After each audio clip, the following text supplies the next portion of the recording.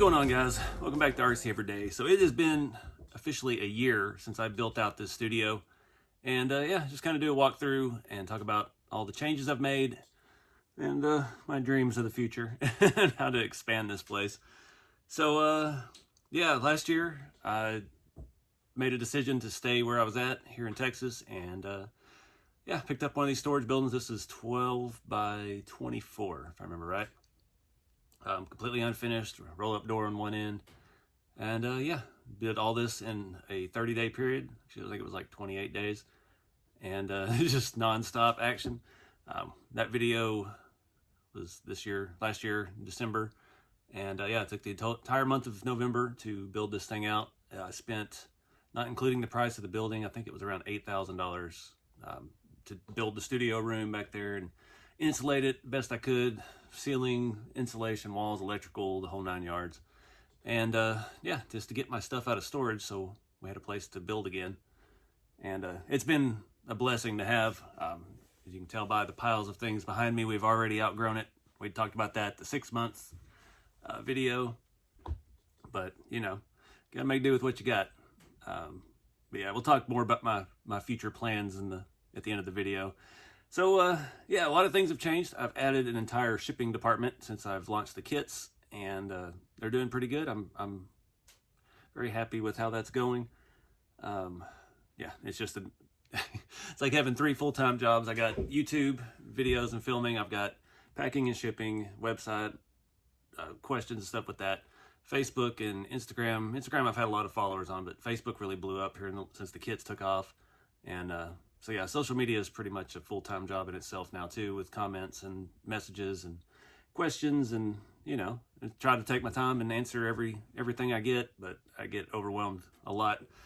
Back when that Red Cat hauler came out a month or so ago, I mean, it was 4 hours a day. I'd get up in the morning and answer comments for at least the first hour and a half, and respond to everything, and then come out here, pack orders, do all that, go to the post office, come back, film a little bit, answer questions, film a little bit. Just a non-stop deal, but I'm not complaining at all. It beats getting up and going to a factory every day like I used to. So yeah, it's been definitely been a blessing. So let me give you a tour around of the current setup. I made some changes this week to the diorama, the big scale garage that we film all the YouTube videos in. And yeah, I had some issues with lighting in there. So let's go start in there. All right, so the big shop, I edited this. This is about the cheapest camera boom that I could find on Amazon. It is it's like $18. I needed something for when I'm building kits and stuff in here. It's hard to get the tripod set up. I mean, I'm very limited on space. And camera angles usually like this from the side. So with this thing, I'm hoping I can get like an actual good overhead view while I'm working down below. My lights, I had those halogen lights in here, and they had been good for a while. They were on the shop before I moved it. I had one that kept falling down, and I've realized that it was starting to melt the inside, and that's why it was having issues. So definitely for safety reasons, I swapped it out to these little LEDs. These are what I used on the newest scale garage build, and not only are they cheaper, you can actually find them. Those halogen lights are pretty much outlawed right now for some reason. They've done away with all that and swapped everything to LEDs. This was a set of 6, made the wire together, so they all run over here to my beautiful wiring job and underneath the table to one plug. That was another issue I was having. Those 6 of those halogen lights were drawing a lot of power. My circuit breaker started flickering out because one of them was melting itself out from the inside, so that's when I knew I had a problem. But you see Bob's in here playing with touring cars. I ran across this at Walmart today. I love these Alfa Romeos. This was the first RC car, the hobby grade one I ever had back in the 90s. And yeah, I have a 1/64th version of it. I was about to get some tape and draw out a track on the shop floor, but I don't have any of the 3D printed remotes for Bob to hold, so I kind of ruined my photo op there. I'll have to keep on the lookout for one of those. But overall, this is still working good. I would like to build a new shop for here with the things I've learned from the other two, but I just don't have the space to take on this big a project right now. I built this one back when I had the house, so I had extra room. I had the shop outside. I had a lot more space, but I've robbed some of the stuff out of here for the other shops. That's another thing. I'm running out of scale accessories. There's a little bit of stuff around still, but yeah, I need to do some organization with all that. And talking about running out of room, these walls, I had to move a lot of my parts bins in here because I do most of the work in here. I do everything in this scale shop. That's why the floor looks like it does. Drilled holes in it and stained it. So I needed some space for that. I needed some space for all these rat rod kits that I keep building of my own. I think I'm up to 5 now. I said I was only going to do 1, but you know, I'm making new parts and new designs and constantly trying to come out with new products. So we've got to test them, got to put them all together, see what works, what doesn't, make changes, etc. So I've got some cars on the wall now. Moved my tripod mount over here. It's kind of in the way, but I needed something else out here. I put one of my old guitars out here to piddle with every now and then. Every now and then you need a break. This is like a 74 Ovation, if anybody's wondering. These are, I'm not sure if you can see the logo in there. It's an older one I got from a friend of mine that had an antique store. I actually got 2. One of them needs some neck work bad. And but yeah, I piddle around with guitar. I ain't that good at it, but ran out of room up here because of the Red Cat hauler and trailer takes up so much space. And I made some space. I put some stuff up and yeah, tore some rigs apart, got rid of a couple things here and there to make some room for some more crawlers because I crawl so much. But got the main collection of rat rods up here on display. Pretty much quit taking these out to events now. They're just, you know, I don't want them to get damaged anymore. Number 3 is melted in the sun at Axial Fest last year, a little bit warped, had to fix some stuff. This one is just, it's too delicate to travel with anymore. And I already won a trophy with it, so I ain't taking it nowhere. And I don't want them to get messed up. These are the prized possessions. Number 2, still the first full chassis I built, and that thing is tough as nails. So it might travel some, but the rest of them I don't think I'll take anywhere. Because I got the kits to carry now. I'm bringing product to shows. I've got my built kits to bring out. It's a lot of stuff to travel with. And now I'm going to be traveling with that monster to pull them around on. Pretty much don't take the Winnebago anywhere either. I went more detailed inside. We've got Bob and Doug Canadians in there, and there's beer bottles everywhere in there. So if I travel with it, everything inside's gonna just jostle around and get lost and fall out. So we don't want to do that. But I've got a bunch of stuff ready to go. I've probably already gone before this video comes out.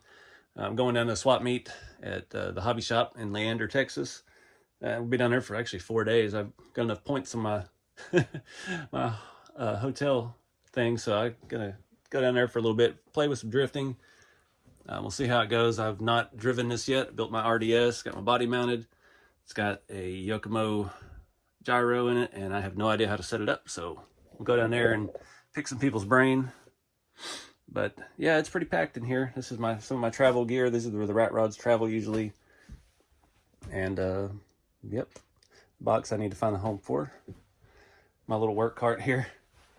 Keep my 4-link stuff, M3 hardware.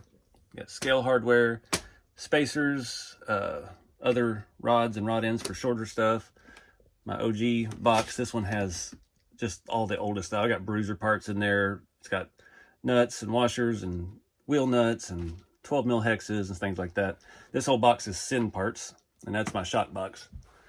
And there's more boxes out here of other things as well, but got my vintage TAO2 here with all this pretty aluminum stuff on it. So let's move out of the studio. See, I've got messes of boxes everywhere from shipping, my charging station, welder storage. This ate up a lot of space, having another scale garage, but this was the best place to put it. I got access on both sides. I got power for the lights, and yeah, there's a Dremel if I need to Dremel anything in it. I've kind of condensed down. I still have a little bit of workspace here. I got all my storage. This is all scale stuff. This is tools and things that I can travel with. Just little thing. Most of the stuff is in the shop, but all this scale things, winches and mufflers, airbags. This is all like interior stuff, gas cans, chairs, all odds and ends I haven't found a home for yet. And I've got the rest of my totes here. This is Tamiya stuff. This is RC four-wheel drive stuff. That's all M4, M5 hardware, and those rare occasions I need it. More RC four-wheel drive parts, coarse thread hardware, M3, and a couple miscellaneous boxes, pile of junk I haven't done anything with. The other workstation's still the same. It's pretty functional. Actually, I cleaned out the toolboxes a couple weeks ago. Got it a little more organized, and I did my big box over by the other thing as well. Got all my real car tools organized. And just some more storage around. Actually got a couple things up there I need to take to that swap meet. And the heat still doesn't work below 40. These are terrible as heaters, so luckily I hadn't gotten that cold yet. This is my packed out area, so this is kits and things to travel with. That is merch box. My tables are shoved back there for events. My canopy is up top, so when I go to a show, I wipe all that out, take all that stuff in the truck. And yeah, this is kind of how I stage stuff. I've got kit parts right here because I don't have a real good way to do that yet now that I've added some items to the lineup. But I've got stuff here for, that's a separate video, this is a separate video, this is a separate video. This is a video that I just filmed that I need to do another one on.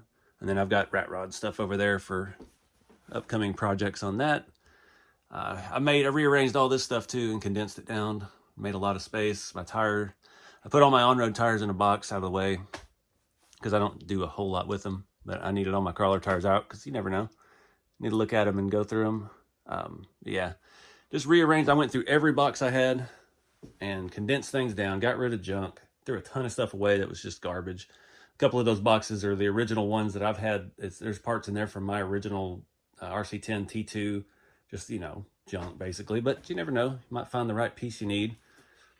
What else? That's my pack out for my road tools when I travel. Bring a pretty good assortment of things. I got a good Makita impact and air compressor and basic ratchet set and stuff like that you might need on the road. Ever since my Yukon broke down last year or this year, driving to Kentucky, I bring a few more tools with me than normal, just in case. But yeah, and this scale garage is kind of just storage. I wiped out all the stuff. I keep a couple cars over here. This is another prototype working on. This one is almost done. Swapped in the RC 4-wheel drive V8. Testing products for the kits. These are some I bought in bulk from China. The 100 mil rods for these front axles. See how the threads and stuff are on them. If they're good, then I'll post up a link for everybody. Finally got this thing packed out. I've got printed stuff, some spare parts for the kits, some prototype pieces, broken things that I can cut up and do things with when I need to. And it's like, this is all axles. There's just all kinds of junk everywhere. Some of this stuff could probably, there's more rat rod grills, spare bricks, you know, basics. I had one of my paint cans gave out, the side of it actually split, and it all ran down here and stuck. So some of these cars are permanently affixed to the top of this. That little remote is also, that's great. Some of these are permanently attached. But yeah, just kind of a junk area. I cleaned out that toolbox. I actually moved, that was my sticker toolbox, and it was just piling, overflowing. So when I cleaned out this thing, I got a whole sticker drawer. I've got everything kind of grouped. I got stuff for kits that came with. I got masks, paint mask, got all Dale Earnhardt stuff over there, and then everything else just kind of in the middle, but a little more organized. So this section is the office. Got my postal scale, got all my boxes, packing materials, padded envelopes, trash can, extra boxes everywhere.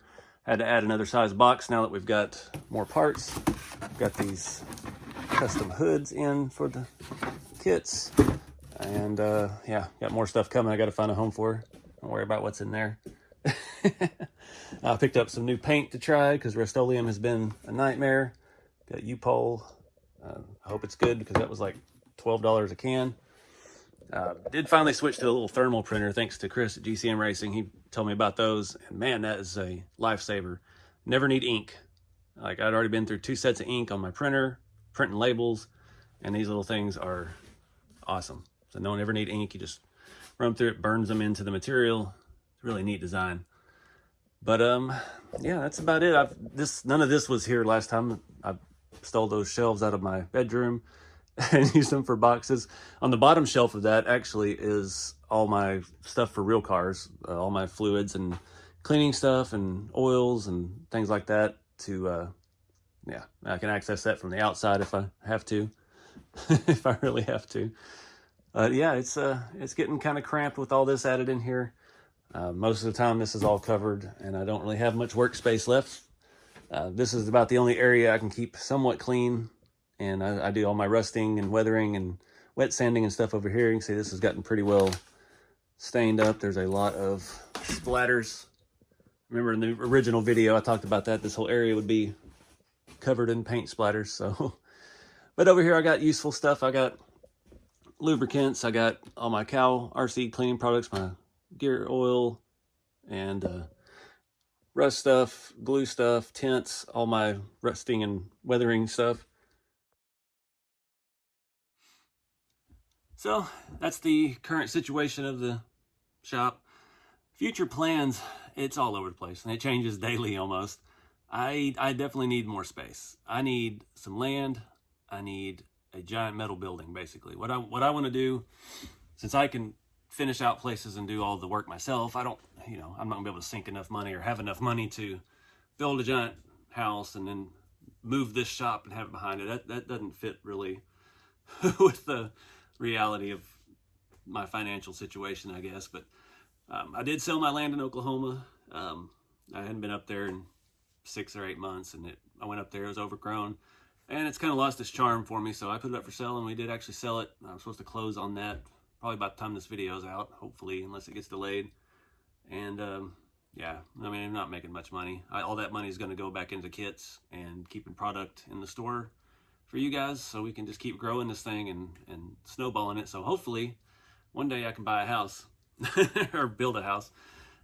If Marketplace would leave me alone. Facebook's been hounding me with that, showing me square bodies and things for sale, and it's like, I can't live in a square body.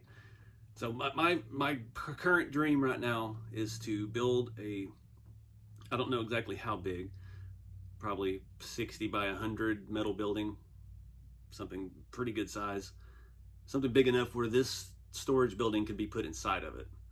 And yeah, that will make everything simpler. I just need it spray foamed, concrete floor. I can put up lighting and do all the electrical. I just need a couple RV hookups because this entire building runs on a 30 amp RV connection, and yeah, and then maybe pick up like a used bumper pool camper or something and park in there too, and I can live in that. And then from there we can decide the layout. Having more indoor space will allow me to move maybe some of this kind of stuff out and have it in the big shop, have the noisy, dirty stuff outside of this, and allow me to make this where it's pretty much just RC workspace, business, packing and shipping, and in the studio. And then I can have real tools, and I can park an old square body or something inside to play with. And yeah, then when we get to the point, as things grow, I can slowly start building out a small house inside of the building for myself. And yeah, then eventually get rid of the camper thing and do that. But a lot of ifs with that plan. Yeah, but that's the current situation right now. Just getting ready for the holidays and trying to get product in. Doing this business is crazy. I don't manufacture anything myself here. I have it all done. It's all done in the United States. Printing stuff is just a nightmare. It's always a nightmare when you try to print in quantities. They're always behind. There's always delays. I wish the printing company that manufactures my parts was as good as the metal company that makes my frame rails, because I ordered, oh Lord, 220 frame rails last night, and they're shipping Tuesday. I mean, they've hit every mark they've ever set. The last order of 3D printed stuff was 3 weeks late from their already delayed time frame that they gave me 2 weeks after I ordered it. So yeah, it's a mess, but it's a numbers game, and it's kind of fun, honestly. Like, part of the reason I stuck with the YouTube stuff so long is because the video editing and that stuff and posting on social media stuff is fun. I get a kick out of that. I used to do photography and photo editing and stuff, so it's kind of neat to incorporate that into something else. And then now doing this, I'm incorporating the something else into running a business and orders and numbers and yeah, that's kind of cool. But found out I had a secret skill for math. I didn't know how to do it And now apparently I did. I just never had a way to apply it to my life. And now I'm doing math like crazy. And yeah, go figure. You never know what you're capable of until you try it. So I think that's going to wrap it up for this, guys. I don't think there's anything else to show you other than my break room. Got my nice chair right there. And yeah, that's it. So I appreciate you guys watching. I appreciate everybody who's been following along on this journey, me changing my whole life and turning it upside down and trying to make a living off YouTube. Looking back at that, that was kind of silly. YouTube money, I've actually started making less since I went full-time. A lot less. I didn't make much to start with on there, like not nearly enough to live. So that was what finally drove me to start doing these kits and finally get that going. It's been a dream of mine for many years. I've been trying to do the kits for about 4 years, and I just hadn't met the right people to help me get the ball rolling until here recently. So yeah, we'll see where the future takes us. We'll do another 1-year update and see if we're anywhere different. But get out there and do something, guys. Try it. You never know. You might have a knack for it you haven't realized yet. And have fun. Keep it scaling. I'll see y'all next time.